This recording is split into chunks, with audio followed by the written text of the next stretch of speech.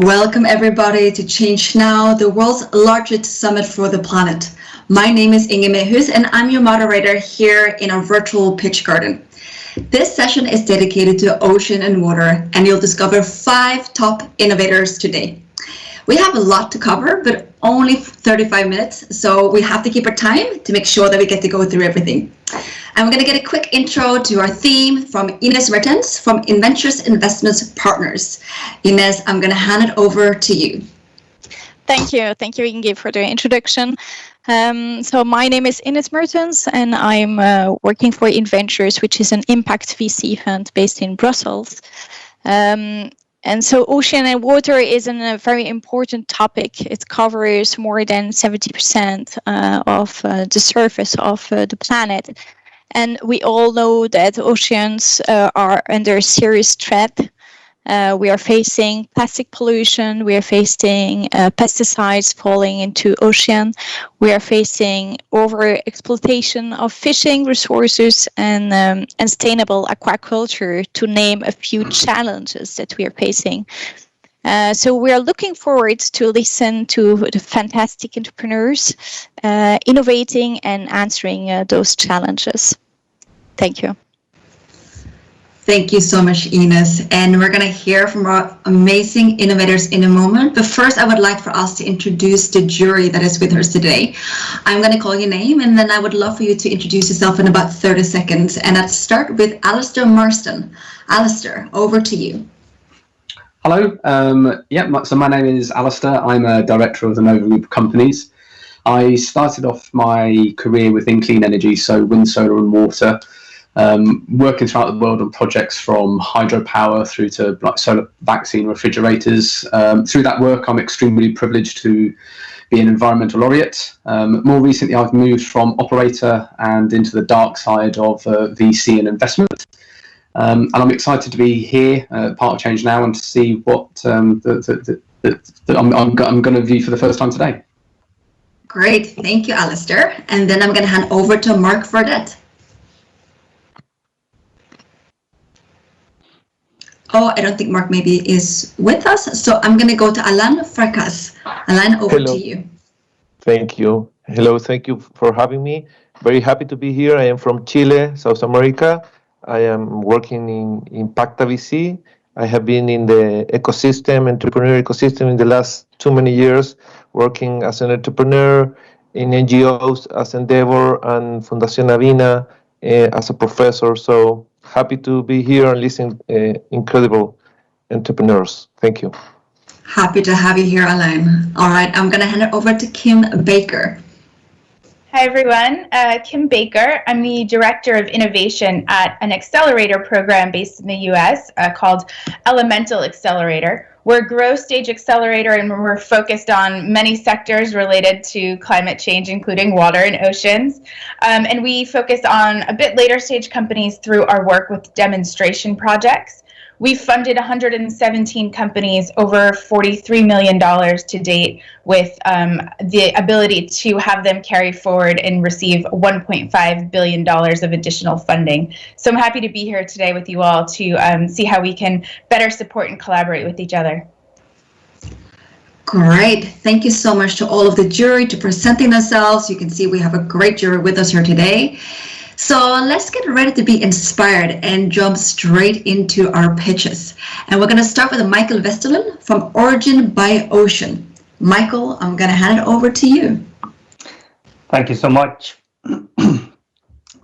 Indeed, my name is Mikael Vestelund, founder and CEO of Origin by Ocean. So we are here to restore the natural balance of ocean life. Next slide, please. So we are tackling the global challenge of eutrophication. We see excess flows of nutrients coming into our waters. We have huge CO2 emissions, as we all know. Plastic waste is disrupting and destroying the marine ecosystem. And what do we get? We get blue-green algae blooms, coral reefs bleaching. We have excess growth of macroalgae as sargassum, as we can see in the Caribbean, for example. And this is causing death to native seaweeds, and our fish population is really diminishing. And this is something we see across the globe. This is scary. Next slide, please. So our NOVU process is designed to at least alleviate this global environmental problem. Our technology and process converts this global environmental problem into value and sustainable ingredients for industrial applications, including food, beverages, and cleaning detergents, and so on. At the same time, we create a new closed nutrient cycle, sequestering carbon, and we are creating a clear circular ecosystem. Next slide, please. In our biorefinery process, initially we are converting 80,000 tons of biomass into 10,000 tons of products being sugars, emulsifiers, pigments, and antioxidants. This gives us a highly profitable and scalable business, which we can license. Next slide, please. So we have created quite good traction over the last year. We closed our seed investment round in May last year, and since then we have been able to move forward with our product development partners. As you can see, we have received a fair amount of recognition across the globe, including the UN, which is a huge deal for us at least. Next slide, please. Today we are a 12 people strong team, including expertise ranging from marine biology, chemistry, biochemistry, and business development. Next slide, please. Today we are gathering momentum for our next phase, which is the integrated pilot phase, and we are now looking to scale our business and go global.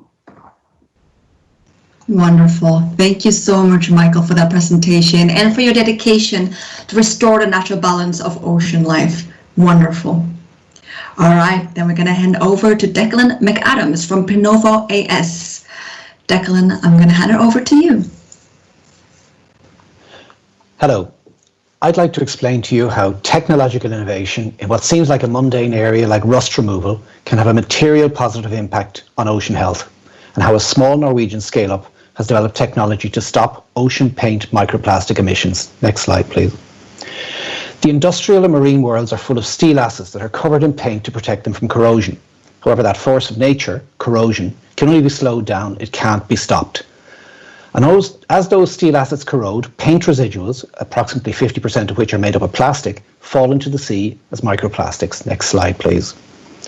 On top of that, when the asset owner decides to repaint the asset, they must firstly remove the old paint and rust, and to do that they generally use the traditional methods of open grit blasting and high pressure water jetting. And the end result? Well, the old paint residuals, now crushed into microplastics, end up in the environment, and most often in the oceans, because those steel assets I spoke about are located in the sea, oil rigs and ships, over the sea, bridges, or beside the sea, oil refineries and shipyards.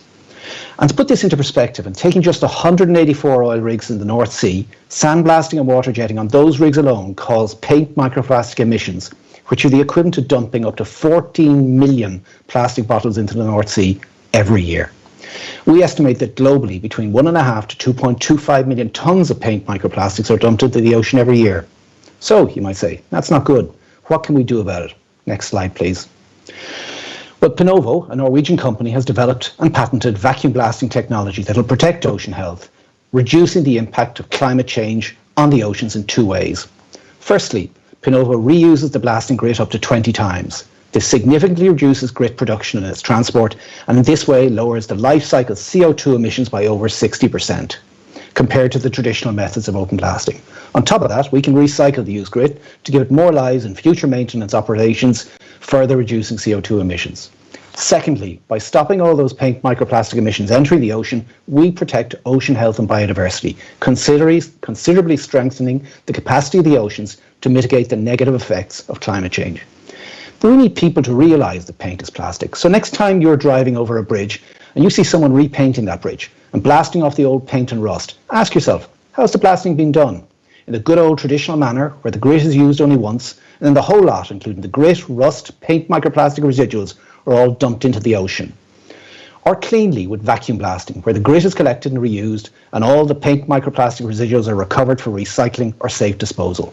Or even better, why not raise this issue at a political and regulatory level in your municipality or at a national level where you live? What's needed now is awareness, and you can play your part in making that happen. As I hope I've been able to show you, changing from dirty traditional blasting to Pinovo's innovative and sustainable clean vacuum blasting can have a significant positive contribution to improved ocean health. Thank you.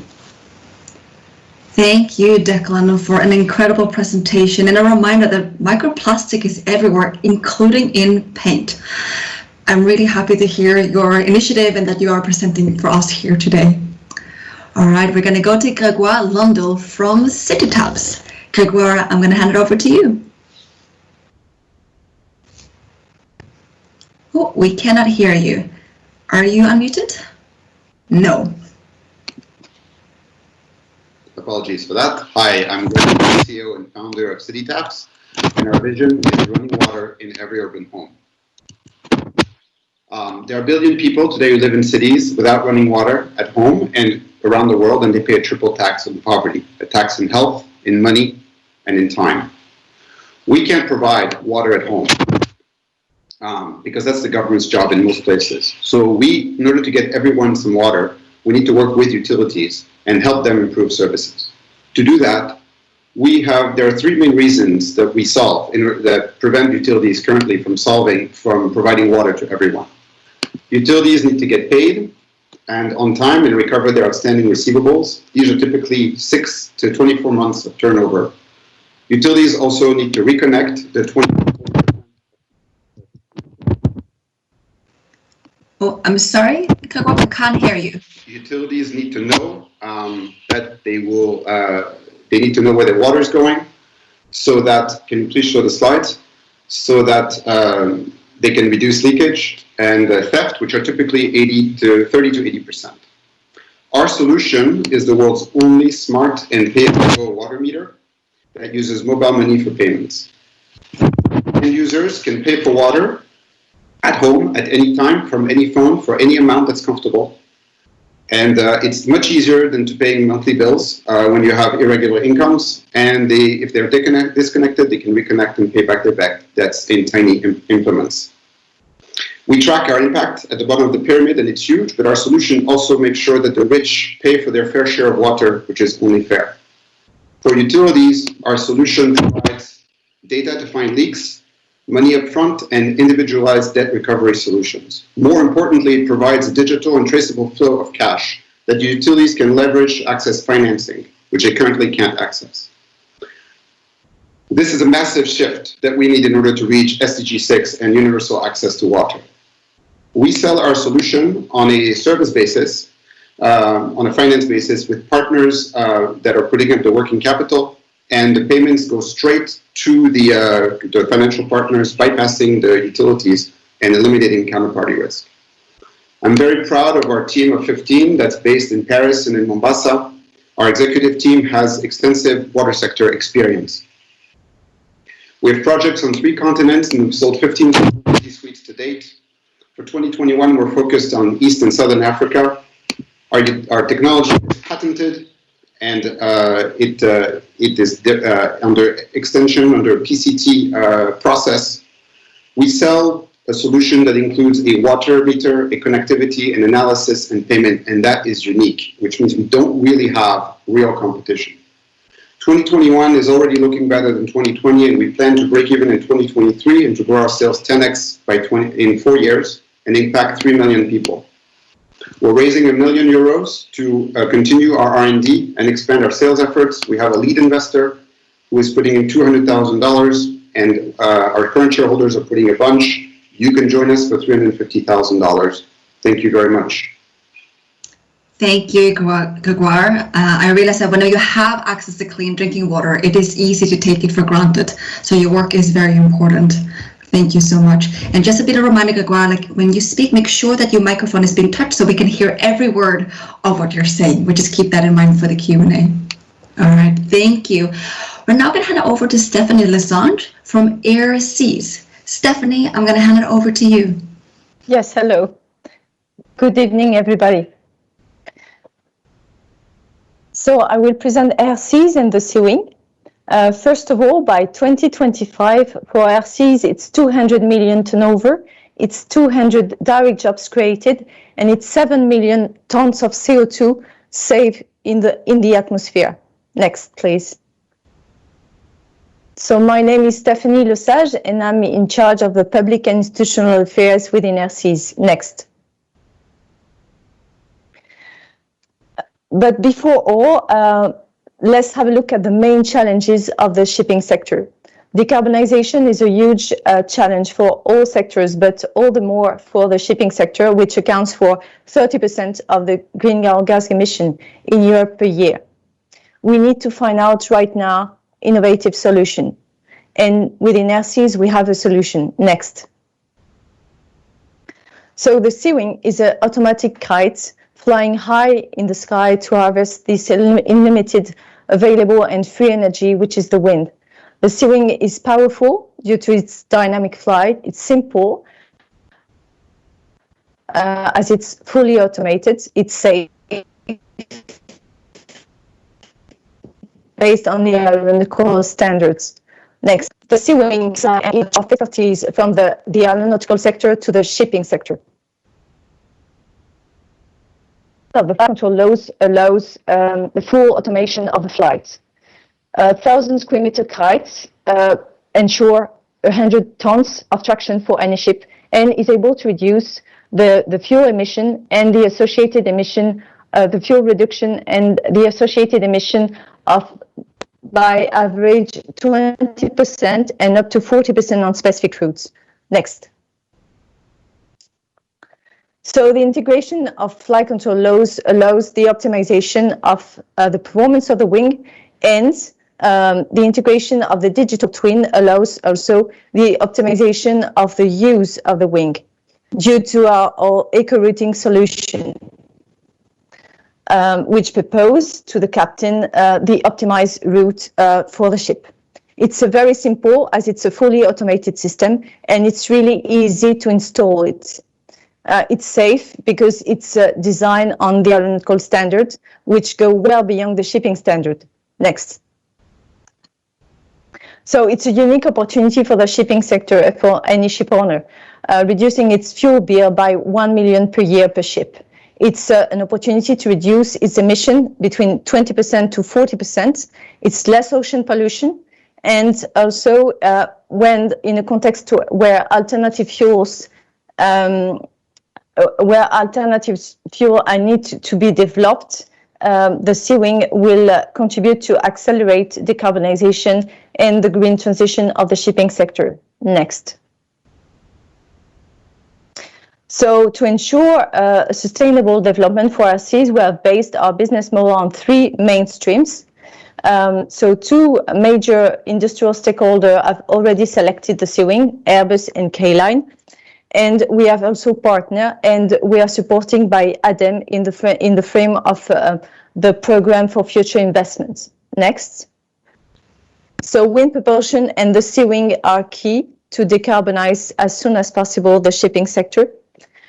We at ChangeNOW Summit, we are looking for investors and partners who want to be part of the green transition for the shipping sector. Thank you very much.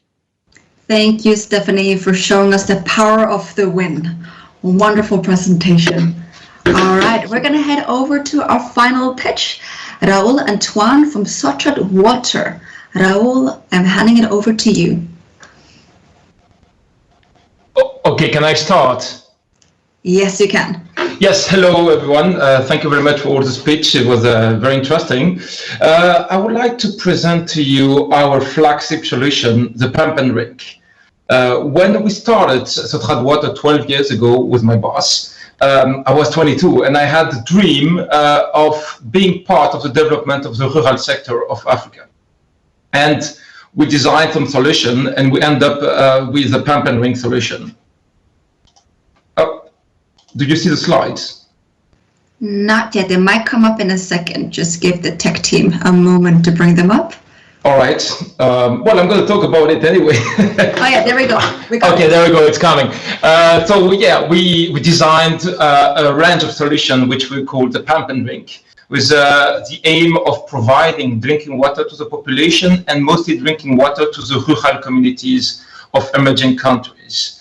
We are talking about the very remote villages, the very remote communities, far away, without phone systems and etc., which in most of the case are relying on manual pumps. Next, please. Yes, so you can see one of the units here. We're talking about small communities of 200 to 2,000 inhabitants, mostly relying on manual pumps. Next, please. And with a distribution, with a combination of several technologies, solar pumping, water treatment, because we want to have pure drinking water, water storage, elevated water storage, and then a distribution, a safe distribution of the drinking water to the population in 1 or 2 standard points, drinking water on the floor, but also drinking water on the head for having easy for the kids and the women who still have the duty of the water harvesting. Next, please. No, that's not the right one. Okay, next, please. Yes, the aim is to replace the manual pumps. We, in a country like Ivory Coast, there is around 18,000 manual pumps installed, where more of 10,000 are still defective. The population are lacking the water. I was in Ivory Coast last week. A woman told me that she was still, she needed 5 hours per day to get the water. And now with the station, she can get drinking water at his home for half an hour. She lose half an hour during the day, sorry. Next, please. Okay. Sorry, they still have their old presentation. I'm sorry for that. I'm going to jump to the next slide, please. The next one is actually what we are looking at.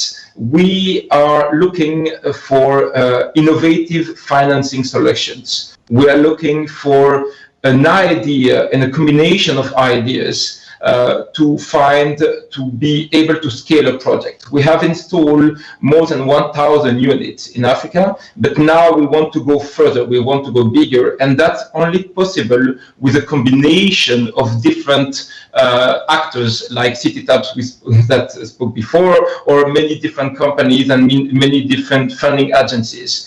I'm talking about a social price for the water in the rural sector.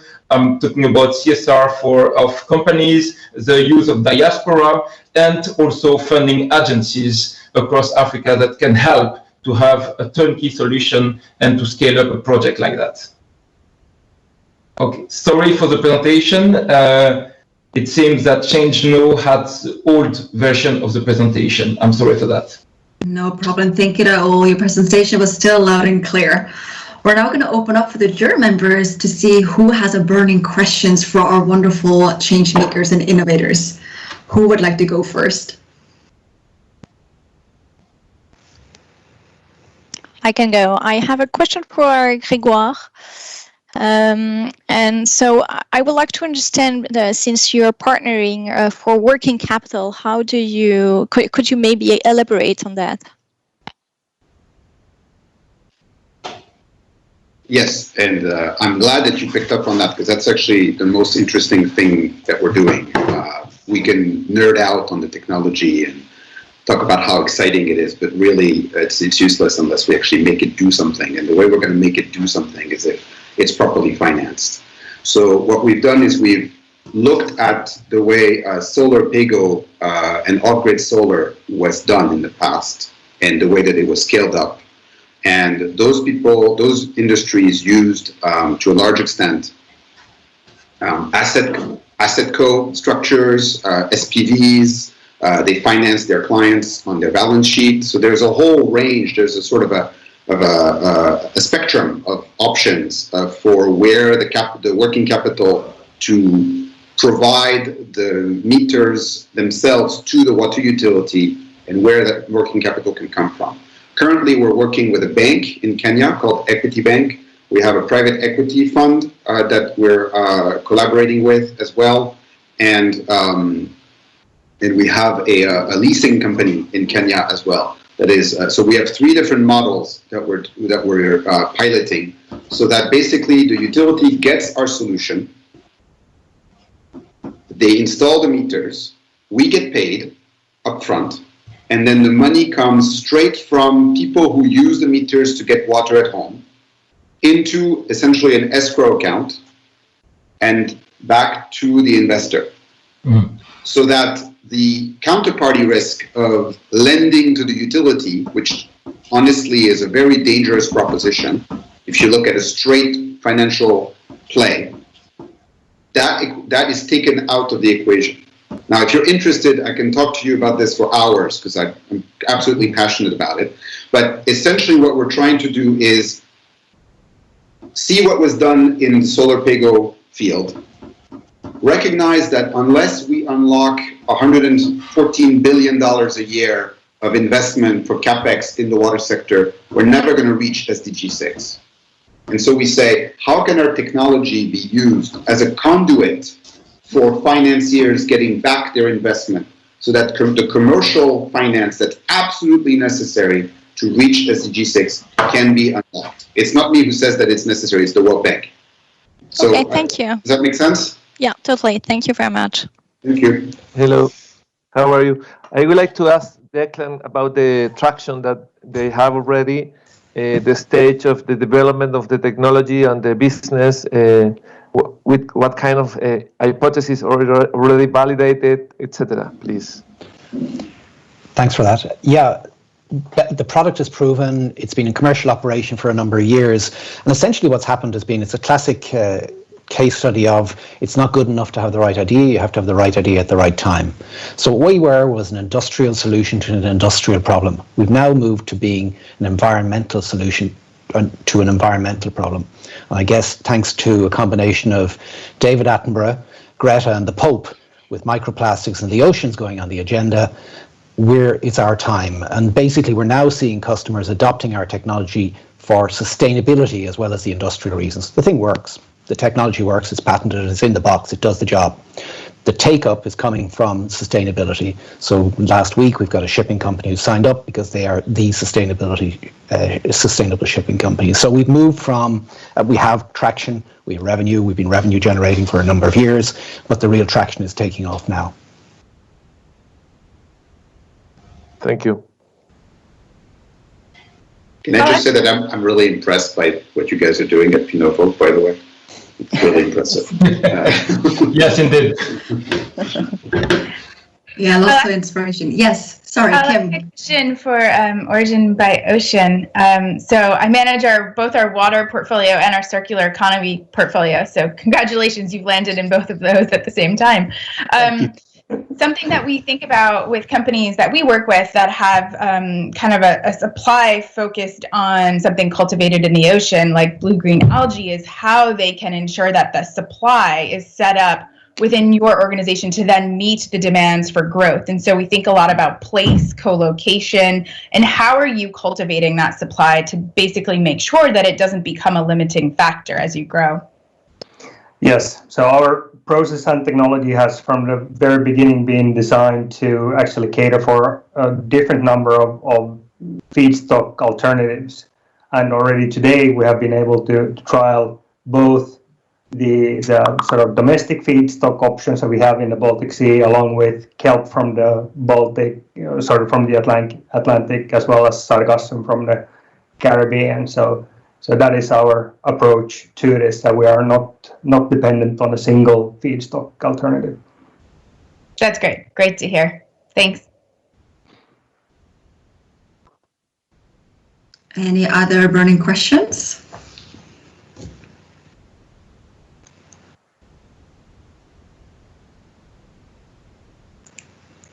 No?